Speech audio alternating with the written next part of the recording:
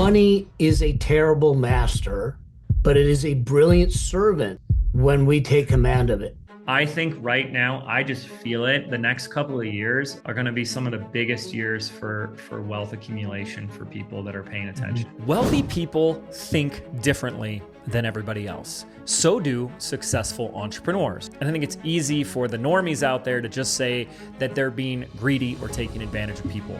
But all of the successful and wealthy individuals that I've had the privilege of getting to know and really get a peek inside their brain, I can tell you they simply think differently about money. And if you don't adopt a similar mindset, you may find yourself seeing success in your business, but not actually creating true wealth. You see, a great entrepreneur is creating a solution to the marketplace so that they can make sales, which makes money.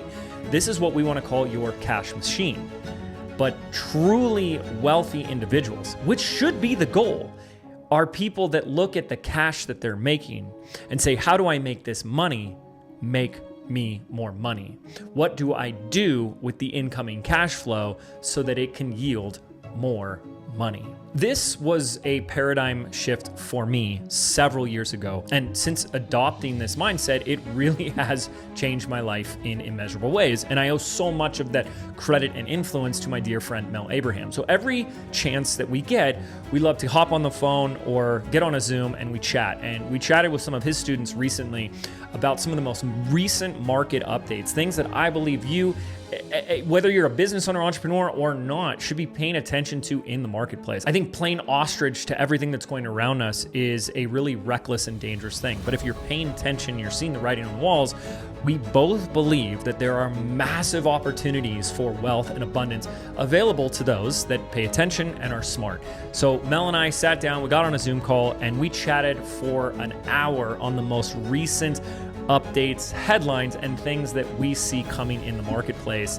And I think it's a wonderful conversation. And I just said at the end of this, we've got to put this on YouTube so more people can hear it, because I think it's so important. So we've taken that entire audio, or the first hour of it, and we've stripped it and put it right here so you can listen with my good friend, Mr. Mel Abraham.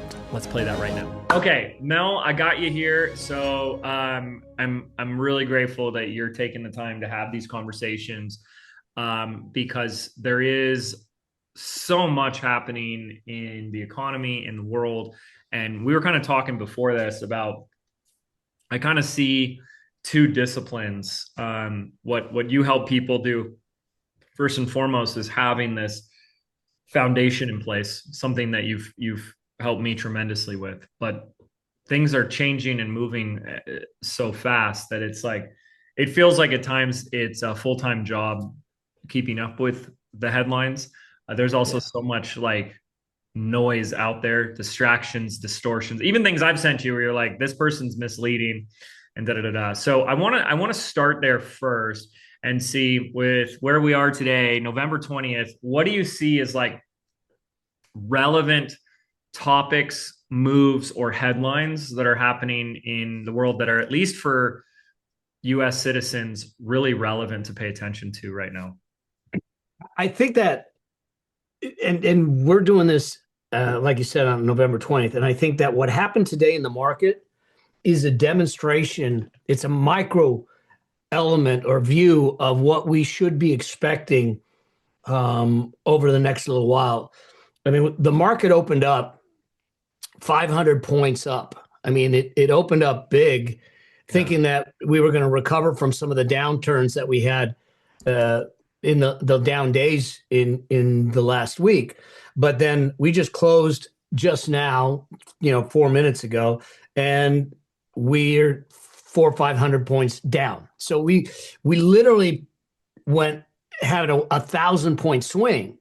And all I'm saying is that I think that it isn't going to be smooth sailing, and there's going to be volatility that is going to be in play. And I think that volatility comes from a variety of different places. One, we are still waiting to see what the Feds might do with interest rates. I don't know, given where things are and the lack of data that has come out yet because of the government shutdown. whether they're going to reduce rates again in December. And if not, they may be looking at January, and the betting people right now are saying January. So there's that. We still have an unclear element of the tariffs, of what's happening with the tariffs, and whether that's settled out. You have the labor market is still kind of questionable as to what's going on. And then when we start to dig under the surface, so bottom line is that volatility is going to exist. It's not meant to scare people away, because during volatile times is when you actually have opportunities to invest. But what we have to do, and this happens no matter what it is when it comes to money, is to check our emotions at the door. If we find that we are either making decisions because of an adrenaline rush or a panic state, then back off. We're making the wrong decisions probably. And so the volatility can wreak havoc with our emotions. And one of the things to counteract that is to take the time to understand and build your financial literacy. It's one of the core elements of what is necessary to find the path to financial freedom, because we have to raise our understanding and do it in a way where you're getting unbiased knowledge and information and wisdom that you can then critically think through and do it, because there is a lot of information out there in mainstream media, in social media, TikTok, all that stuff. And if we're not careful, there's a bias there, and we don't see the bias, but we take it at face value as real, and we start to make emotionally charged decisions, because especially when they're trying to get ratings, views, comments, and things like that, what are they going to do? They want to stir emotions. And if they get our emotions involved with our money, it's a bad mix. And so I think that's the first thing, is to understand that volatility is going to exist and be okay with it, and know that it's a place where we can actually make money and build wealth, but we have to be smart about it and follow a process and a system. And I think that's the first piece of it.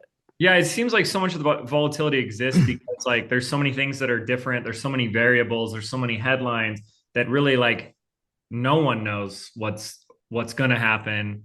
And for every opinion you think we're going left, there's someone's got that same opinion of we're going right, which is really interesting. I'm on the betting website, calsheet.com. And as of yesterday, the bet on will the Fed make a decision to maintain rates as are cut by what is that, a quarter of a point, was 50-50. Yeah. Today it's drastically changed, where now it's 65% chance that they will keep the rates as is. And I mean, obviously you don't have a crystal ball, but that's kind of what you're feeling.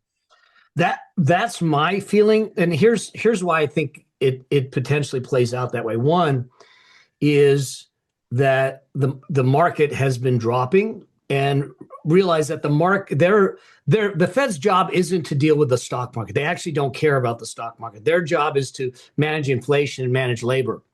And one of the challenges is that the Fed has not been able to get the data that they historically have had at their fingertips because of the government shutdown to make adequate decisions. Right. And so absent delaying their next meeting, if they don't have enough data, Jerome Powell has shown historically that I want to be a data-driven Fed.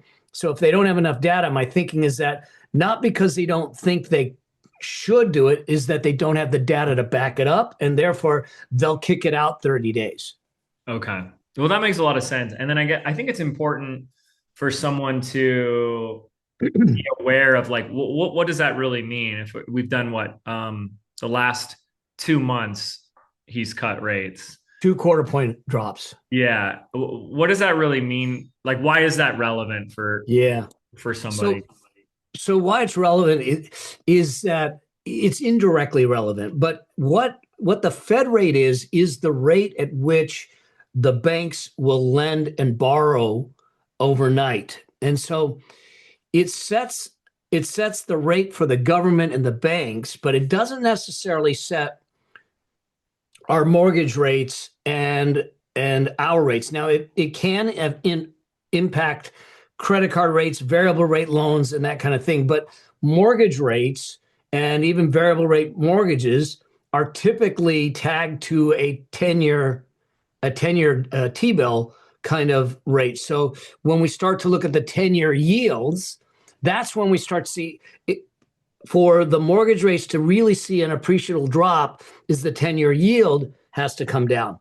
And so there's this trickle down or trickle up effect, however you want to look at it, that if the Fed rate comes down, then slowly the yields may come down, and then hence our mortgages might come down. And so interest costs in general start to go down on the government, on the individuals, and all that. But we haven't seen that yet. But it is part of that it can play out in that regard. Now, I don't think I do think that rates will drop over time, but I don't think that we're going to see the below 3% kinds of mortgages again for a long time if we haven't. I mean, the reason we got down so low was because it was a preservation action by the feds to try and keep things rolling, and we took advantage of it. So if we find our rates down that low, then it probably means there's some other stuff going on in the economy we got to be careful about. Right.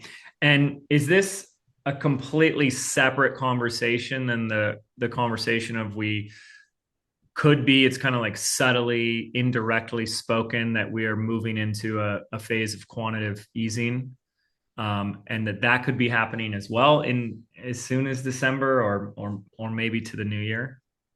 Yeah, I think that it's part of the same conversation.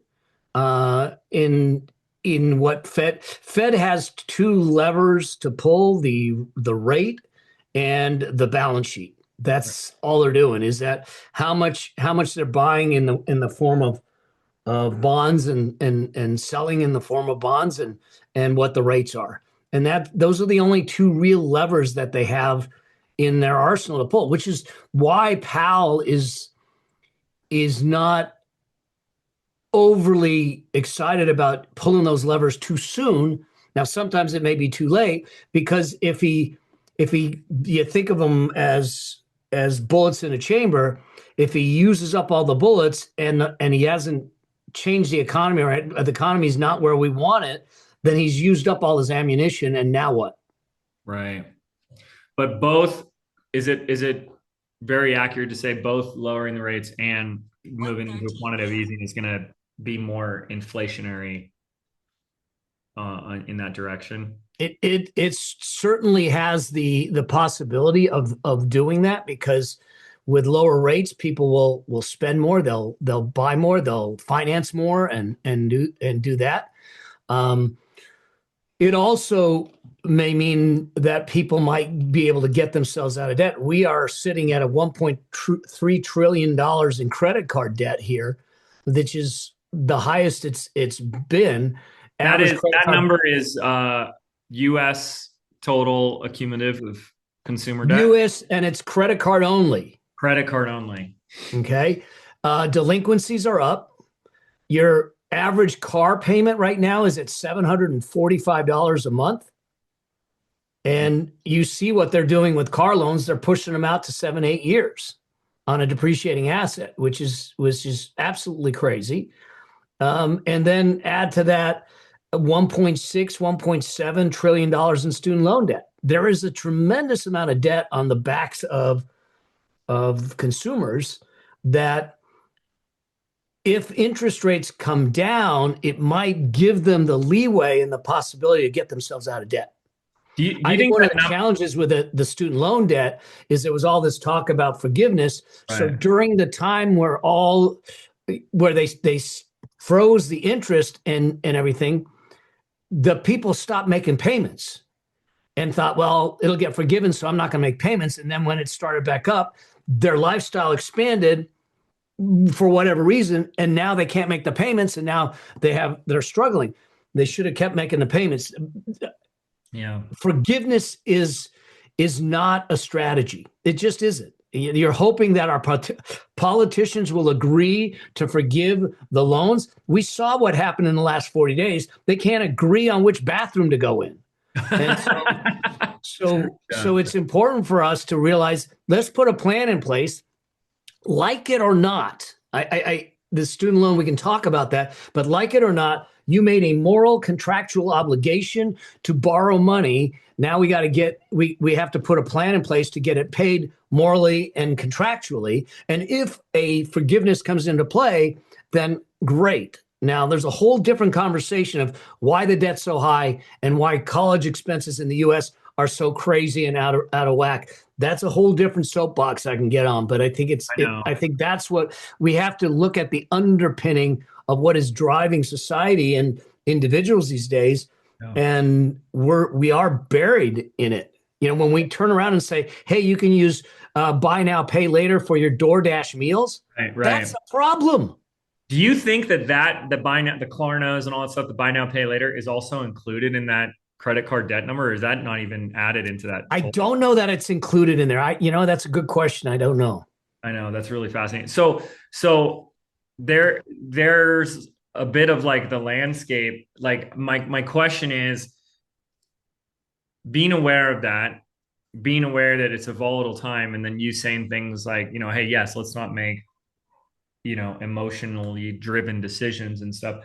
How do you, though, approach your investing strategy knowing this landscape? Does this make you, more hesitant, conservative? Does it make you like double down with everything that's going on? Like, is it kind of like a paradox in that regard? Like, the more things are volatile and uncertain, you see more opportunity? Do you get more aggressive, or do you also like brace for impact, I guess? I think it's a combination of both, depending on age, stage, and circumstance. So here's the first thing that I think everyone should focus on, and that is putting the foundation underneath two things: your cash flow, in other words, your income, and really solidifying that, which will include not just your primary source of income, but seeing if you can get additional sources of income. But also it includes you owning your value, in the sense of making yourself indispensable and invaluable to the company you work for or the clients you work for, and not allowing yourself to rest on those laurels of past performance. And I'm assuming that also includes cleaning up your expenses. Yeah. I mean, there's so many stories, and we're an example of it. We did an audit, and we usually do it about every 2 years, and you find out you have to, but I've just done it in business, and you find all these ancillary expenses. It's like, I'm not using this anymore. Like, why are we're doubling up on this?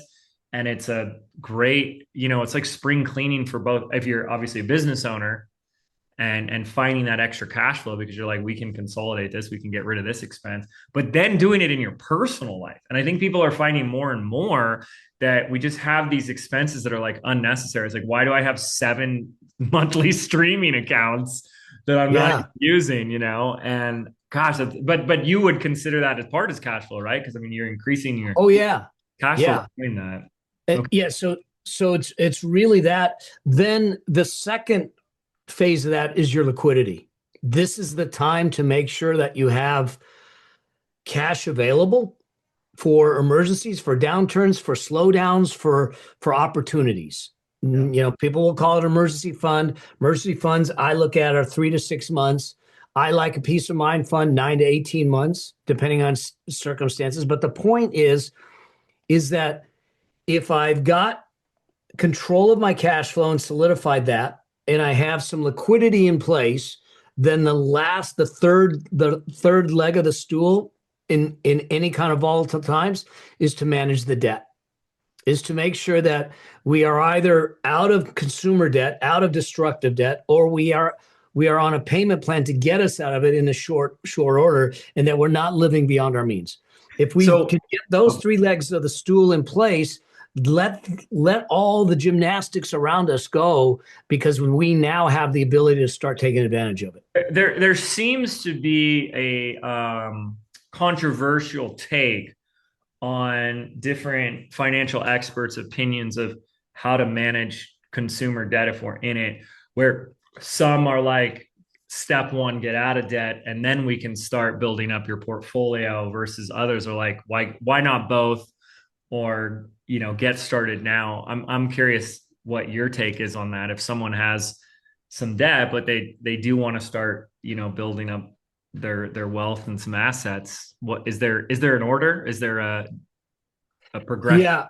So, and I talk about it in the book, the Wealth Priority Ladder, but I am one of those that, contrary to some of the popular opinions, I actually think that you need to do both at the same time. Same time. Okay. Now, when I say both, that doesn't mean in equal parts.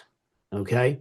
Mm-hmm. But there's a different mentality and a different muscle habit that is needed for debt management and versus wealth creation.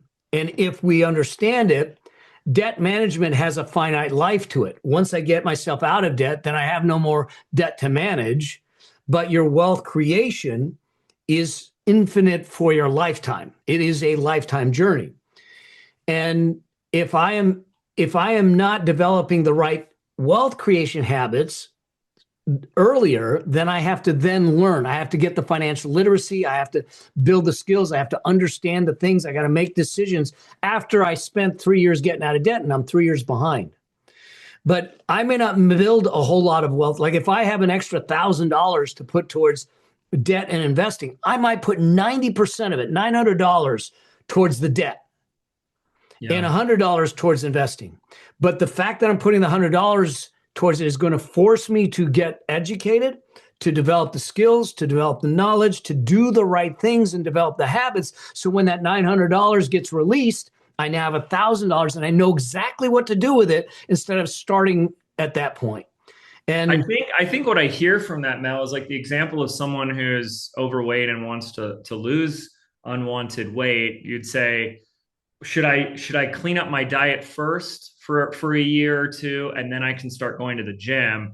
And you're like, no, we got to do both now. And even if I can just get you in the habit of getting yourself in the gym, even if you're doing something now, that habit is going to stack. And all of a sudden you're going to find yourself that there's less resistance to find yourself at the gym, to get into the routines and that discipline and consistency. And that sounds like an appropriate metaphor for what you're saying, is like you absolutely. Because at one point or another, you're going to be like, oh, I've got the diet dialed in, but now I want to start building muscle. Now I want to start sweating. Now I want to start moving the body. And that jarring transition to start a new habit doesn't need to be there, because you've been doing it all from day one. And I really love that. And I think this is why I love bringing you to my audience and having these conversations. And for anyone listening to this, the funny thing is these are just the conversations Mel and I have. Like I'll just call him and just be like, let's talk about what's going on. And I heard the funniest thing recently is like having these conversations, especially for people that are like, enjoy this stuff, is like our version of astrology. It's like reading tea leaves, but looking at the markets and whatnot.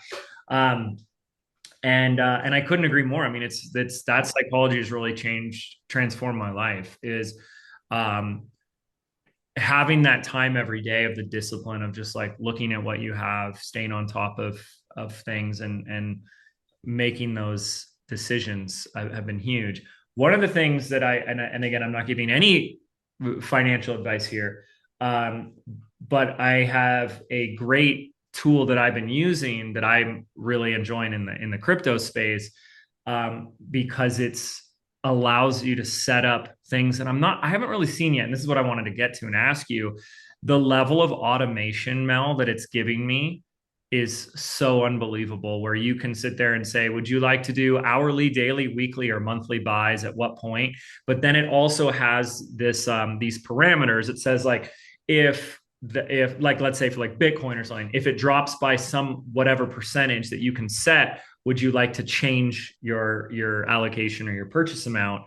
And then of course you can have like buy and sell limits and all this stuff that you can just add. Yeah. And I'm like, I really found that to be so incredible because it takes my humanness out of my emotions, out of it completely. It's like really just AI robot driven. Um, are most tools today, if someone wanted to do that in the stock market, like available to that level? Are you using another piece of software? Is it like how can someone just Well, automate their habits, I guess? so yeah, and this is really actually hugely important because the more we can take the friction out of our investing, and at the same time put friction into our spending, Yeah. the better off we will be at accelerating our wealth creation. Most broker platforms allow for automatic investing, systematic investing. Also, if you're buying and selling, they also will allow for you to put certain parameters in to get out or get in when things trigger in doing that. Um, I use automatic investing. We do automatically invest regularly on a monthly basis. If we see a big drop in the market, we double down and we move in at 2x. Um, and we are consistently doing that as a habit. So there are things there. The thing that I caution people on, I use the traditional platforms, Schwab, Fidelity, Vanguard, and those kinds of platforms. What I avoid is any platform that gamifies your investing. Yeah. When it gamifies it, what they're doing is they're moving you from logic to emotion. They're creating dopamine hits because of all the things. And what happens is that you tend to over trade, over transact, and overreach your investing, and you're not following a plan. You're following the emotion and the dopamine hit. So when I see platforms like a Robinhood that's gamifying things and doing that, I want nothing to do with them. Yeah. And I don't want my students or my clients to do that because I don't want the emotions involved. We want to set a plan, we want to put it in place, and we want to follow the plan unemotionally. And when the market drops like it did today, to sit back and go, plan's in place, we're good, we've already tested it.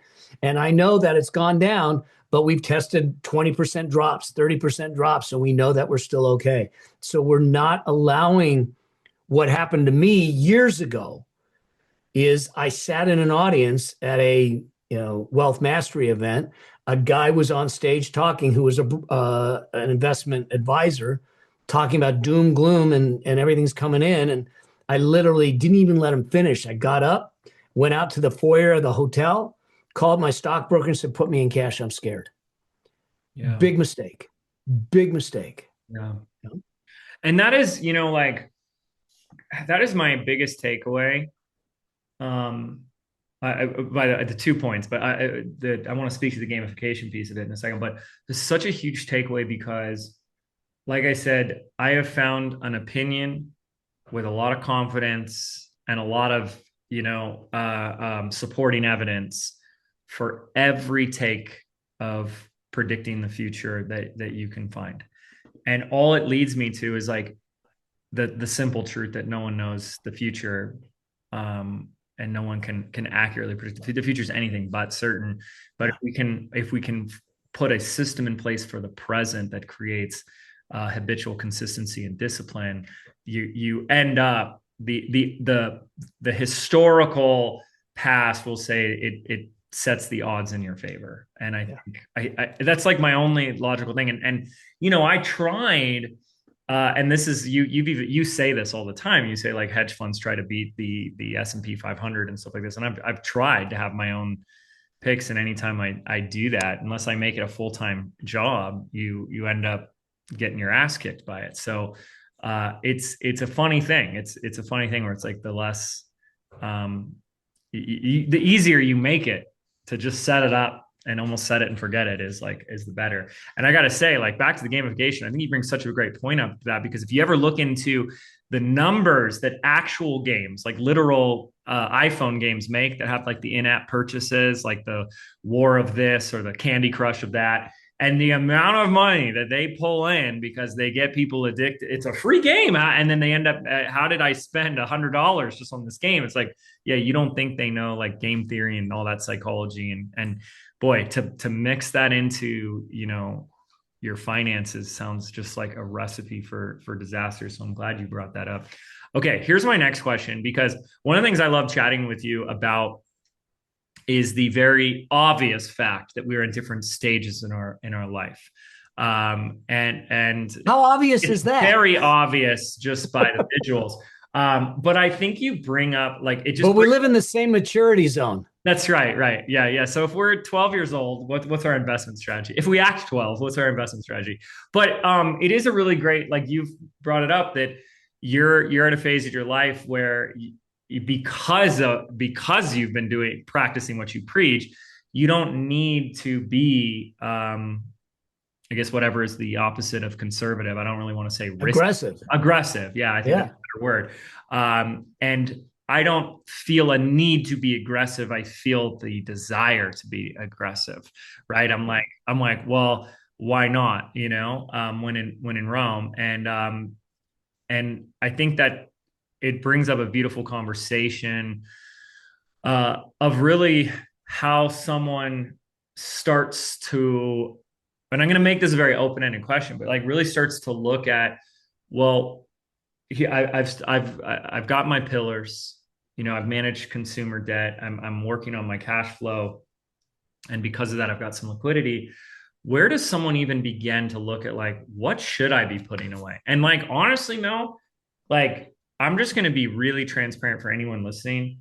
I've done the thing where we, grew up in Laguna Beach, California, and Orange County, and the image thing. I've had the nice cars, and like, there is a part of me that's like, I have no problem buying my t-shirts at Walmart.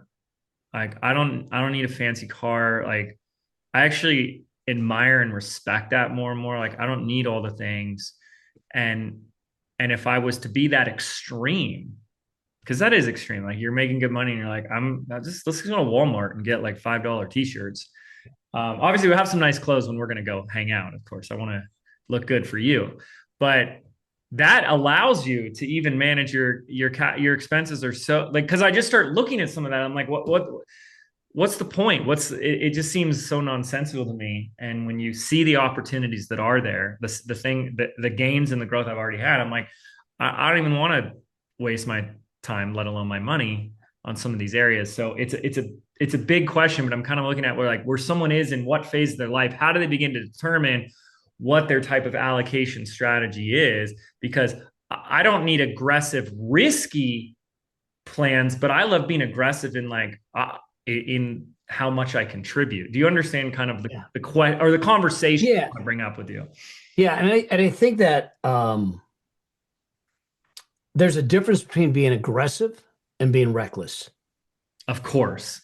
And so we want to differentiate that. And I think that if I invest in a single company stock and I put everything in it, like I'll give you, for instance, this was something where I happened to be on Wall Street Bets on Reddit, and I see this post from a guy who said, "Hey, I invested in First Republic Bank, and I invested in it at $200 and it's dropped 50%. What do I do?" Now, the first thing is, don't go to a Reddit post to try and get your financial advice. Horrible, horrible strategy.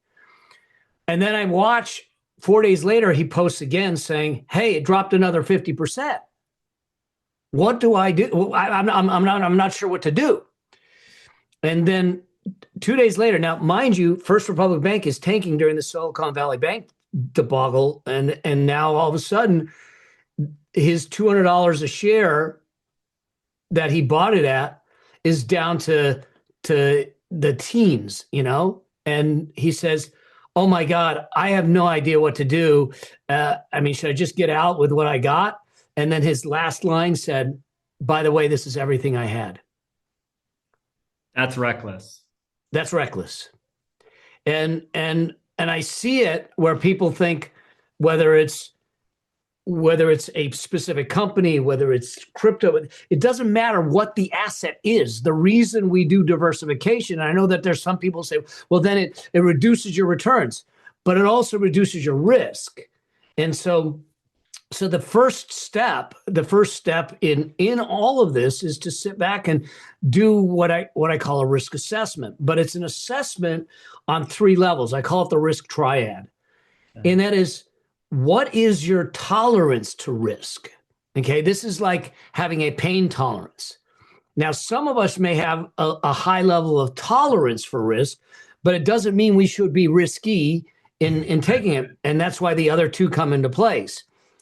There's the next piece of the risk triad is, what is your capacity to take on risk?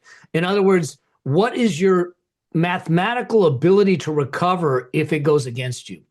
So if you're later in years and don't have a lot of assets, your capacity is much lower than your tolerance. You need to let capacity start to rule the game a little bit. If I have more time or I have a bunch of assets, my capacity is far greater and my tolerance might be fine, so I can do that.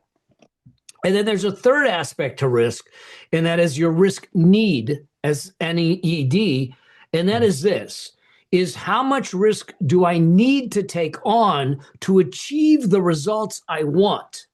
And when you get to the intersection of need, capacity, and tolerance, now you can sit there and say, I now have an idea of the kind of portfolio mix I need to create to invest where I can stomach it, I can sustain it, and I can deal with it.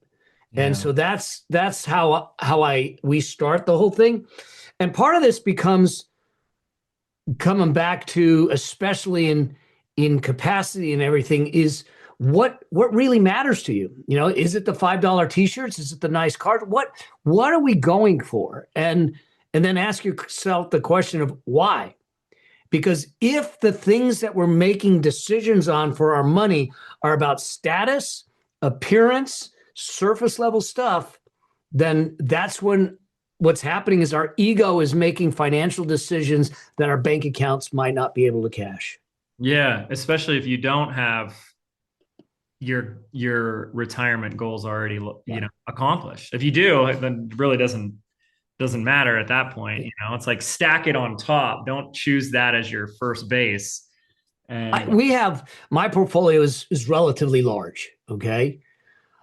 Most of that is sitting with my wealth team. Now we co-manage it in the sense that they'll execute the stuff, and we constantly go, like we were going back and forth today on some stuff that's going on and saying, do we need to make a change to it? You know, but then I have another account. That stuff's at Fidelity. I have another account at Schwab. That's my play account. I also have a play account at Fidelity. But that's my play account. It's where I take the risky bets. It's where I do the things, and where and I know that if it went to zero, I'd probably eat a bag of Kit Kats and be pissy for a weekend. But it's not going to destroy us. Yeah. Okay. But it's so hard because I had that experience where it was 4.5 years of like total struggle, broke. I mean, I had to move back in with my parents in my late 20s, or I think until I was 30, actually. That was rough, and then all of a sudden everything takes off, and it took off really fast for me. And what's the first thing you want to do? You want upgrade life. Yeah. And dude, I was like buying custom suits. Like I had a tailor. Dude, you're in board shorts in Laguna. What are you doing? No, I know. But I also lived in New York, and everyone dressed all fancy there. I had $5,000 for a cut. Like, what are you doing? And then a $8,000, $9,000 watch. When was the last time you ever seen me? That was the Hublot watch or whatever it is. Hublot watch I've worn about 3 Hublot. times. Which, Hublot, the money is what it stands for. Yeah. And it's like there's kind of this. I think I had to go through that to learn through the experience of it. But you just want to tell people, like, man, just learn. I did the same thing. Yeah. But I mean, I'm not exempt from it. I did the same thing. I think that there's two sides of this. You asked, how do they invest? What do they do? I said the first, there's a money management, a money flow side of it that we need to manage, and that's allowing our spending and our investing to be driven more by our values than the appearance. Okay. Yeah. So really being clear on, if I'm going to buy something of luxury, not, I don't, the way we live, we live nicely, but there are things that I don't spend money on. There's things that I'm willing to spend money on, but it's a values-based decision. But if you didn't have your wealth game in place, I wouldn't do it. You wouldn't do it. You'd be like, I wouldn't go into debt for it. If I have the money, I got to be more aggressive in what I'm putting away and whatnot. And I think that's the thing, is it comes after. And, I eventually clicked in and learned that. And I think that's when you came into my life, and it really changed the game. And I think it has something to do with the psychology that people have with time. And I think the average person, unfortunately, it's really hard to think long term. It's really hard. I mean, YOLO is like the temperament of most people, and I understand that, but I don't know, you do something long enough and you get older, something does click, and it's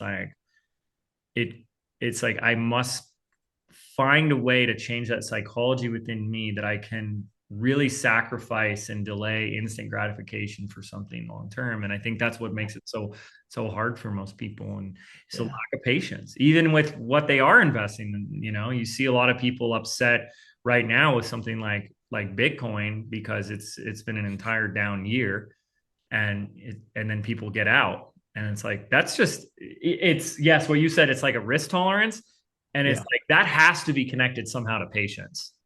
Oh, without a doubt. Like that's have to be the same, two sides of the same coin there. It's patience and understanding, because the more you understand how the market works, like when I understand that a stock market goes up 8 out of 10 years, then I'm not as freaked out. Now, if I'm retiring in 6 months, I might be freaked out by a downturn. So that's why you look at tolerance, capacity, and all that stuff, and you change the mix and the portfolio based on where you are in that journey. But it is patience, but it's knowledge and wisdom also that helps us be patient, because I get it. The days that a drop like this would freak me out are gone. And I'm okay with it. Like my neighbor here. You used to be like that. Oh yeah. Oh yeah. Not only that, you could check my moods. You'd look at me and go, oh shit, the market must have been down today. Wow. And that's just not healthy. I mean, no, I can understand like why someone would be adverse to this, because it's like if it affects your personality.